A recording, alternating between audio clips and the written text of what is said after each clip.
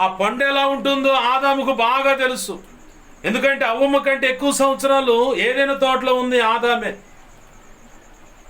ప్రభు యొక్క ఆజ్ఞను తూచా తప్పకుండా ఒంటరిగా ఉన్నప్పుడు పాటించింది ఆదామే. కొంతమందిని గమనిస్తూ ఉంటాం, పెళ్లి కానంతసేపు ఏమో స్త్రీ అయినా పురుషుడైనా భక్తి సాధనలో అంత ప్రతిష్ఠత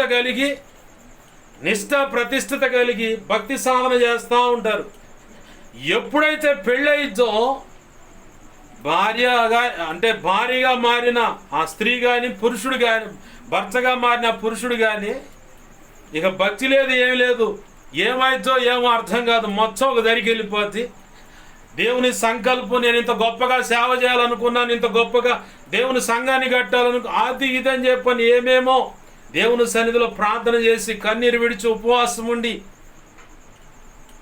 దేవుణ్ణే గందరగోళం చేసినటువంటి ప్రార్థనలు చేసి బాగా కన్నీరు విడిచి వేదన పడుతూ ప్రభువుని అడుగుతారు. పెళ్ళి అయిందో లేదో ఒక్క దెబ్బతో అసలు ఆ తీవ్రత, తపన మొత్తం ఎగిరిపోతాయి గాలికి. చాలామందిని చూస్తూ ఉన్నాను నేను.